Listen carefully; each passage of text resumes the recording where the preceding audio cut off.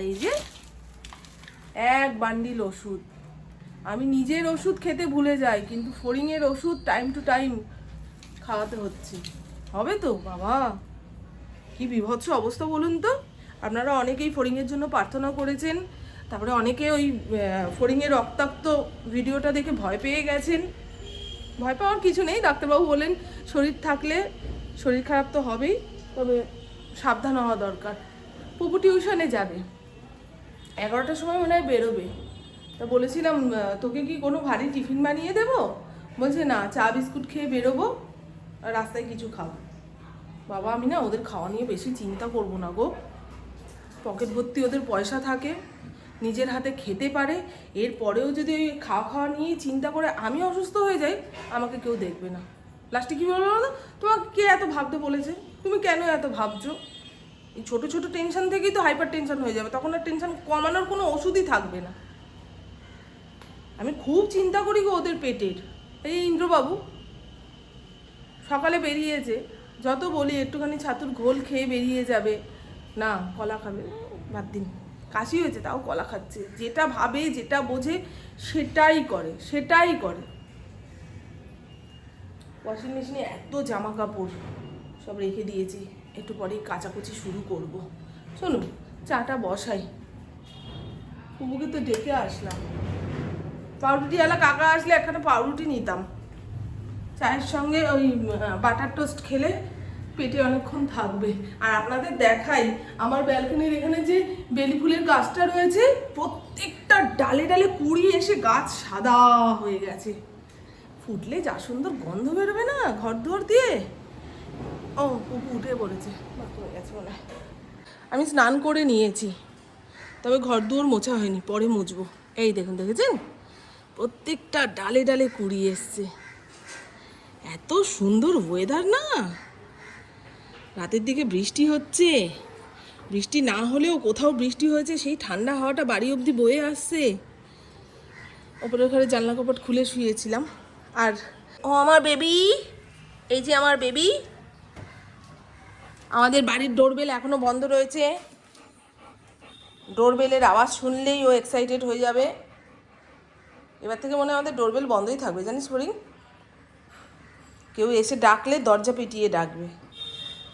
ইন্দ্রর কাছে যে মিস্ত্রি দাদারা কাজ করে, তাদের মধ্যে কেউ কেউ আছে মুসলিম, তারা ঈদ মুবারক করে গেছে কাল বিকেলবেলায় এসে। এগুলোকে কি বলে? লাচ্ছা।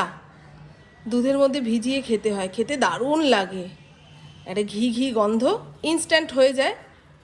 তা অনেকটা দিয়ে গেছে দেখুন, ঠিক আছে। তা এতটা একসঙ্গে আমাদের পক্ষে খাওয়া সম্ভব না। মা যদি আমাদের বাড়িতে আসে তো মাকে দিয়ে দেবো, মায়ের বাড়ির লোকজনরা মিলে এগুলো খেয়ে নেবে। আর আরেক দাদা এসে এই প্যাকেট করা লাচ্ছাটা দিয়ে গেছে। এই একই জিনিস, এটা প্যাকেট করা, এটা প্লাস্টিকে মোড়া। দারুণ লাগে কিন্তু খেতে, জানেন। ফরিংকে মাঝে মধ্যে ওআরএসের জল খাওয়াতে বলেছে। তা প্যাকেট করা ওআরএসগুলো আনলেই হয় না, ও এনেছে ওই লিকুইড টাইপের ওআরএসগুলো, যেগুলো ফ্রিজে না রাখলে নষ্ট হয়ে যাবে, বুঝেছো? ওই ছোটো ছোটো দেখবেন ওষুধের দোকানে যে ওআরএসের প্যাকেটগুলো কিনতে পাওয়া যায়, ওগুলো খুব ভালো। আগে উনি দিচ্ছে, 20 টাকা দিচ্ছি তা। তাই 500 টাকার নোট ধরাচ্ছে 20 টাকার জিনিস কিনতে গিয়ে। ওরে সর্বনাশ গো, এত বানানো কথা গো, কোথা থেকে আনো? এর মধ্যে আছে 20 টাকা।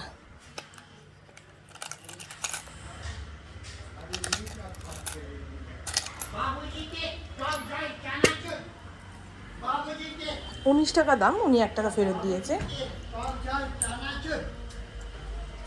এই নাও। হ্যাঁ বাবু, টক ঝাল চানাচুর আছে।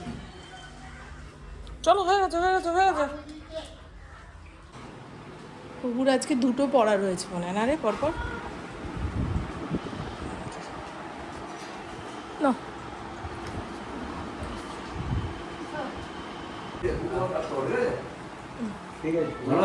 হ্যাঁ ভালো আছে, আপনি ভালো আছেন? এই যে ইন্দ্র বাজার থেকে ছোট আলু নিয়ে এসছে, ভেবেছিলাম ছোট আলুর আলুর দম করবো, কিন্তু না, একটু মাছ করি। কালকে ডাল, আলু পোস্ত, মাছ ভাজা দিয়ে ইন্দ্রকে খাইয়ে পাঠিয়েছিলাম। আজকে এই কি বলে পিঠের দিকের মাছ রয়েছে তো, এটা একদম শুকনো শুকনো মাখা মাখা করে তরকারি করি। আমি না মাছ ভাজা দিয়ে ভাত খেতে পারি না গো, ভাল লাগে না আমার মাছ ভাজা খেতে। আর এই দেখুন, গতকাল ইন্দ্র রাইফেল ক্লাব থেকে একটু লাউ শাক এনেছিল। যখন এনেছিল কি টাটকা তাজা, আর একদিন টেবিলের ওপরে ছিল বলে শুকিয়ে পাকিয়ে গেছে, তবে কেটে ধুয়ে জলে ফেলেছি, আবার একদম ড্যাব ড্যাব করে তাকিয়ে রয়েছে। তা লাউ শাক দিয়ে মটর ডাল দিয়ে একখানা তরকারি মতো করব। আমার আবার সবজি দিয়ে লাউ শাকের চচ্চড়ির থেকে ডাল দিয়ে লাউ শাকের তরকারি খেতে ভালো লাগে। তা ডাল দিয়ে লাউ শাকের তরকারি বানানোর জন্য 2 কাপের মতো মটর ডাল নিয়েছি, সেটাকে ভালো করে ধুয়ে নিলাম। আর লাউ শাক কেটে ধুয়ে লবণ জলে ভিজিয়ে রেখেছিলাম। কদিন আগে বৃষ্টি গেছে না, তা শাক পাতার নিচে পোকা হয়ে থাকে, যেগুলো খালি চোখে দেখা যায় না, তবে লবণ জলে ভিজিয়ে রাখলে পোকাগুলো বেরিয়ে যায়। ওদিকে ডাল, লাউ শাক একটু লবণ দিয়ে সিটি বসাতে দিয়েছি, ততক্ষণে মাছটা ভেজে নিই। আগেই বলেছি আমাদের ঘরে কাটাপোনা মাছের পেটি আসলে ঝটপট খাওয়া হয়ে যায়, কিন্তু পিঠের দিকটা প্রায় পড়েই থাকে। আজকে রান্না করে ফেলবো। মাছটা ভাজা হতে হতে দেখুন ডালটা সিটি পড়ে গেছে। লাউ শাক দিয়ে ডাল দিয়ে খেতে গেলে না ডালটা ঠিক এইভাবে সিটি দিয়ে নামাবেন। ডাল একেবারে গলেও যাবে না, অথচ আঙুল দিয়ে টিপ দিলে ফেটে যাবে। এই ডালটাকে সম্বাদ দেওয়ার জন্য কড়াইয়ের মধ্যে অল্প তেল নিয়েছি, তেলের মধ্যে 5 ফোড়ন আর শুকনো লঙ্কা সম্বার দিয়ে কিছুটা সবজি কেটে নিয়েছি। ওই কুমড়ো আর আলু একদম ডুমু ডুমু করে কেটেছি। আপনারা চাইলে যেভাবে খুশি কেটে নিতে পারেন। শিম দিলে দিতে পারেন, শিমের দানা এখন তো বাজার ভর্তি, সব জায়গাতেই বিক্রি হচ্ছে। তা আমার কাছে ছিল না বলে দিতে পারলাম না, পরে মনে হচ্ছিল ওটা দিলে ভালো হতো, সেটা দিলে ভালো হতো। তার সবজির মধ্যে অল্প একটুখানি লবণ হলুদ দিয়ে সামান্য একটু সাঁতলে নেব, খুব বেশি ভাজা ভাজা করার দরকার নেই। ঢাকা চাপা দিয়ে দিলাম। ততক্ষণে দেখি ভাতের কি হাল। এই ভাতটা না একদম সামনে দাঁড়িয়ে থেকে নাবাতে হয়, না হলে বেশি ফুটে গেলে পাক পাক হয়ে যায়। আর ওরকম পাক ভাত না কোনো তরকারির সঙ্গে খেয়ে স্বাদ পাওয়া যায় না, তাই না বলুন? এখানে সবজিপাতি প্রায় মজে এসছে। তা আগে থেকে সেদ্ধ করে রাখা লাউ শাক আর মটর ডাল এই সবজির মধ্যে দিয়ে টকবক করে ফোটাবো। নামানোর আগে লবণ মিষ্টি চেখে দেখে নামালেই হয়ে যাবে। মটর ডাল দিয়ে লাউ শাক একবার এইভাবে বানিয়ে খেয়ে দেখবেন। এবারে দেখিয়ে দিই কি রান্না করলাম। ঘড়ির কাঁটা 1:45 ঘরে, ইন্দ্র 1:30টার সময় খেয়ে বেরোবে। এই রান্নাটা হয়ে গেল, মনে হয় না ঘরের লোকটা এবারে খেয়ে দিয়ে বেরোতে পারবে, নাহলে না খুব অস্থির অস্থির লাগে। মনে হয় এখনো রান্না হলো না, এক্ষুনি তো চলে আসবে। বারবার ঘড়ির দিকে তাকাই আর রান্না করি, তাকাই আর রান্না করি। এখানে ফড়িংয়ের ভাত 3-4টে সিটি দিয়ে ফেলে রাখলাম, 1:30টার সময় খাবে। ততক্ষণে একদম নরম হয়ে যাবে, চটকে দিলেই ফটাফট খাবে। না হলে না ওই গোটা গোটা ভাত খেতে চায় না, বুঝছো? এই হলো স্যালাড। স্যালাড মানে শশা কেটে রেখেছি। গরমকালে দুপুরে ভাতের পাতে একটু শশা হলে ভালোই লাগে, হজম হয়ে যায় খাবার দাবার। ইন্দ্র তো এখন প্রত্যেক দিন বলে শশা কেটে দাও, তো এই শশাটাই কেটে রেখেছি। আর এই যে নিম বেগুন ভাজা, আপনারা কে কিভাবে নিম বেগুন ভাজা খান জানি না, তবে আমি এই রকম আলাদা করে বেগুন ভেজে তুলে নিই, তারপরে যেটুকু তেল থাকে কড়াইয়ের মধ্যে তার মধ্যে ওই নিম পাতাটাকে ভেজে নাবিয়ে আলাদা করে রাখি। যখন যে খাবে একটুখানি মিশিয়ে নিয়ে তার ভাতের পাতে দেবো। ওই নিম আর বেগুন একসঙ্গে তেলের মধ্যে যদি নাড়াই চাড়াই না, তিতা বিষ হয়ে যাবে, বাপরে বাপ। অনেকে বলে এই নিম পাতা ভাজা দিয়ে নাকি 1 থালা ভাত খেয়ে নেয়। ভাই কারা কারা? আমার তো নিম পাতা ভালোই লাগে না, তবে এই বসন্তকালে একটুখানি নিম পাতা তেতো জিনিস খেতে হয় বলে এই যে এনেছে, করে দিলাম। এরপরে না করে দেবো, যে আনবে না ইন্দ্র, এত নিম পাতা খেতে পারি না। সেটা তাও চলে, নিম পাতা তো নাই। সে যাই হোক, চলুন, যারা নিম পাতা ভালোবাসেন তারা আমাকে গালাগালি দেবেন। হ্যাঁ, এই হলো। একদম ভেবেছিলাম সবজিপাতি ছাড়া মশলা দিয়ে গায়ে গায়ে রান্না করব। তারপরে ভাবলাম না, ইন্দ্রর তো খেতে অসুবিধা হবে, বলবে তার থেকে ভেজেই রাখতে পারতেন, দরকার নেই।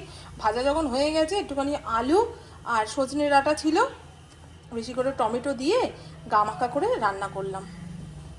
ফুপু মাছ খাক বা না খাক, কাটা তো নাও খেতে পারে, এই মাছের ঝোলটা দিয়ে ভাত মেখে খাবে।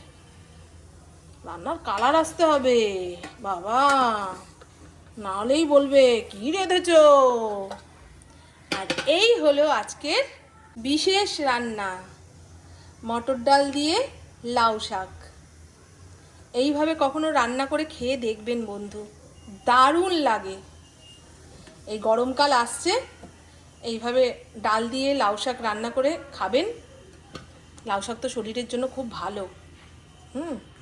সদ্য যারা মা হয়েছে তারা তো লাউ শাক অবশ্যই খাবে। আমি তো খেতাম, পুপু হওয়ার পরে আমার মা করে করে দিত। লাউ শাকের ঝোল, লাউ শাকের ডাল, মাছের ঝোলে লাউ শাক, বাবা রে কত কাবি কা। তবে আমার মা যেভাবে লাউ শাক রান্না করতো না, সেইভাবে হাজার চেষ্টা করলেও আমি রান্না করতে পারি না, জানো। হয়ে গেছে, দেখে দিয়েছি, এখন ঘর দুয়ার মুছবো। ও মা অজ্ঞান হয়ে গেল কেন? ও না, অজ্ঞান হয়নি, লেজ নড়ছে, এই তো লেজ নড়ছে। তা আমার সিলিন্ডার বেশ অনেক দিনই চলে, 2 মাসের ওপরে চলে। একবেলায় তো রান্না হয়, আর 3 জন মানুষ, সে যাই হোক, আমি খুব সংসারী, এটাই বোঝালাম যে 2 মাসের ওপরে একটা সিলিন্ডার আমি চালাই। হ্যাঁ, ইন্দ্র সিলিন্ডার লিখিয়ে দিয়েছে। এবারে আমার তো দেশে যুদ্ধে লেগেছে, সেই খবর কানেও আসেনি, মাথাতেও নেই। আমি তো ইন্দ্রকে মুখ করছি, হ্যাঁ তুমি এখনই সিলিন্ডারটা লিখিয়ে দিলে, যদি 2 দিনের মধ্যে চলে আসে। আমার 2 দিনের মধ্যে সিলিন্ডার চলে আসলে তাহলে ওই ভরা গ্যাসটাই তো দিয়ে দিতে হবে। তখন আমি কি করব, কোথায় পাবো? হ্যাঁ, ম্যানেজ করতে তো আমার অসুবিধা হবে। বলে কি, তুমি খবর দেখছো না মামন, 25 দিনের আগে সিলিন্ডার দিচ্ছে না, বড় বড় রেস্টুরেন্ট বন্ধ হয়ে যাচ্ছে। ও আনন্দে রয়েছি যে ঘর দুয়ার ভেঙে চুরে একটা নতুন আদলে তৈরি হবে, কিন্তু তার পেছনে যে কত খাটনি থাকবে, খরচার কথা বাদ দিন, যা খরচা হবে বুঝবে গৌরী সেন। যখন এই বাড়িটা হয়েছিল তখন আমি কতবার করে বলতাম, আমাকে একটু নিয়ে চলো না গো ওই বাড়িতে, আমাকে একটু নিয়ে চলো না গো। এই মেয়ে ছোট, এখন তুমি ঘরে থাকো। ভেবেছিল আমাকে সারপ্রাইজ দেবে, এখন সেই সারপ্রাইজ দেখো না, একবার এদিক ভাঙতে হচ্ছে, একবার ওদিক ভাঙতে হচ্ছে। যে মানুষটা বাড়িতে সব সময় থাকবে, বাড়ি বানানোর সময় তার মতামতটা নেওয়া খুব জরুরি। এগুলোই তো বোঝে না, জানো তো। দুপুরে খাওয়া দাওয়ার পরে জামা কাপড় ছেড়ে নিয়েছিলাম, আর ওয়াশিং মেশিনে যে জামা কাপড় ধুয়ে কেচে রেখে দিয়েছিলাম সেগুলো এখন মেলে দিচ্ছি। ব্যালকনির জানলাটা দিয়ে যে কি সুন্দর ঠান্ডা ঠান্ডা হাওয়া দিচ্ছে। এই রাস্তা দিয়ে যখনই জোরে বাইক যাচ্ছে আমার মনে হয় কি মেঘ ডাকছে। ইন্দ্রকে বারবার জিজ্ঞাসা করছি, এই মেঘ ডাকছে গো, মানে প্রত্যেক দিন বৃষ্টি হতে হতে এমন হয়ে গেছে না, মনে হয় কি এই তো ঠান্ডা হাওয়া দিচ্ছে মানে বৃষ্টি হচ্ছে, এই আওয়াজ হলো মানেই মেঘ ডাকছে। ওর বাবাকে আসতে বসতে দেখলে ওর এক্সাইটমেন্ট বেড়ে যায়। আজকে এই গাছের টবের মাটি দেখলাম ফাঁকা হয়ে গেছে, তা ছাদ বাগান থেকে এই পুরনো টবটা নিয়ে এসে এর মাটি যতটুকু লাগবে এগুলোতে দিয়ে দিলাম। এই টবটাতে একটুও মাটি ছিল না, তাই বলি গাছটা ঝরঝর করে উঠছে না কেন। এই গাছটা মোটে হতে চাইছে না, জানো। এখন মুখটা ফেস ওয়াশ দিয়ে ধোবো। আর আমার না এখন বিকেলের পরে আর রাস্তাঘাটে বেরোতে ইচ্ছা করে না, মনে হয় কি ঘরেই তো ভালো আছি, ঘরে যে সময়টা কাটাচ্ছি এটাই সবচেয়ে ভালো সময়। সে যাই হোক, আর একটুখানি গরম পড়লে বিকেলের দিকে হাঁটতে বেরোবো। আমি মুখ হাত পা ধুয়ে এসে ঘরে একটু ধুনো দেবো বলে নারকোল ছোবড়া রেডি করে নিয়েছি। আর এই নারকোল ছোবড়া জ্বালাতে গেলে অল্প একটুখানি কর্পূর আমার লাগবে, না হলে ঠিক মতো জ্বালাতে পারি না। কর্পূর দিয়ে একটুখানি ধরিয়ে নিলাম। এইবারে ধুনো লোবান গুঁড়ো করা রয়েছে, সেটা 1 চামচ দিয়ে দিলাম। চলুন। হ্যাঁ,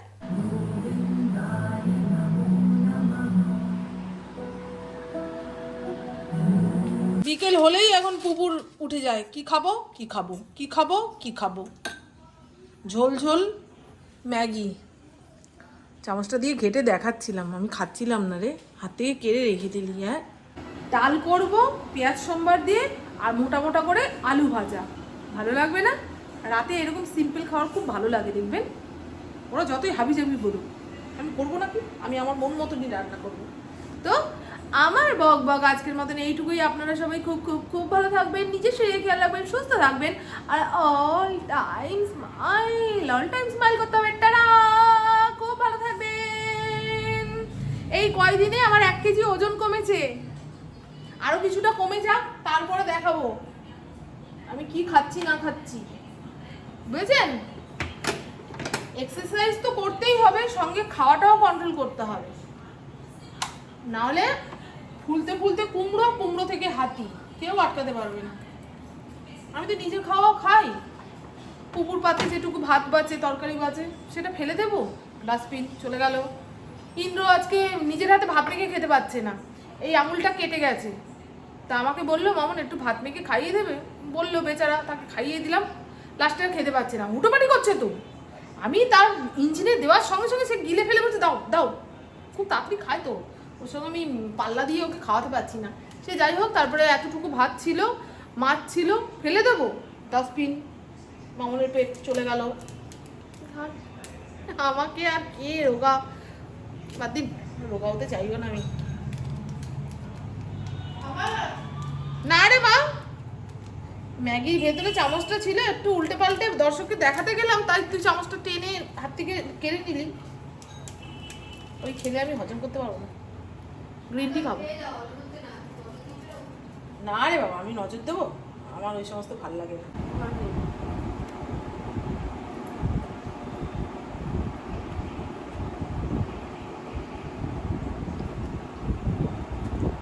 আবার ওই চান করে দিলাম। ভালো, খুব ঝাল দেয়, মশলা দেয়।